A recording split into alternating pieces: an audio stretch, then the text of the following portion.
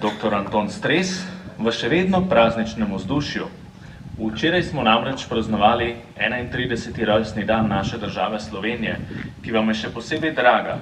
Vam izrekamo iskreno zahvalo in vam kličemo: Bog vas živi.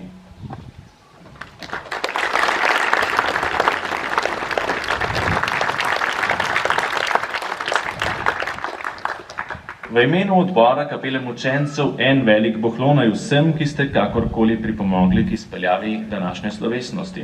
Storili ste dobro delo. Prisrčno vas vabimo, da se pridružite srečanju pred cerkvijo in se pogovorite ob dobrotah in kapljici domačih gospodinj in gospodarjev. Pa z Bogom naslednje leto. Pred zaključno pesmijo pa še kratko obvestilo. Ob cesti na stojnicah je na voljo nekaj knjig za nakup. Posebej izpostavljamo dve.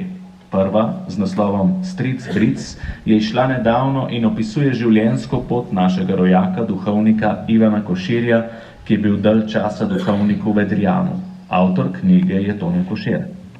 Druga knjiga je izšla lani in je močno povezana z dogodki, ki se jih vsako leto spominjamo tu, pri Kapeli mučencev.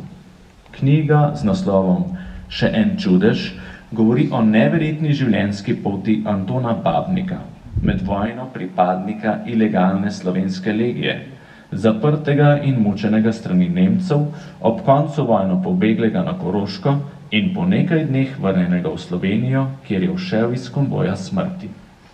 Zatem se je skrival v Ljubljani, ponovno odšel na Koroško, kjer se je v begunskem taborišču poročil, leta 1949 pa odšel v Ameriko, kjer je umrl leta 2016. Knjiga dogodke opisuje zelo podrobno in je opremljena z bogatim slikovnim in dokumentarnim gradivom. Bere se kot napeta kriminalka, ki pa je bila žal resnična. Eno poglavje je namenjeno tudi prigodi Šentjošta, kamor je Babnik med vojno prišel kot ilegalec. Večkrat pa je omenjen tudi šentjoški duhovnik Roman Malavašič, s katerim je bil dalj časa v taborišču v Avstriji. Anton Babnik je okoli leta 1993 obiskal Šentjošt. Ko je izvedel, da se v Šentjoštu načrtuje postavitev obeležja žrtvam komunističnega nasilja, je za spodbudo prispeval nekaj denarja. S tem je postal prvi donator za izgradnjo Kapele mučencev.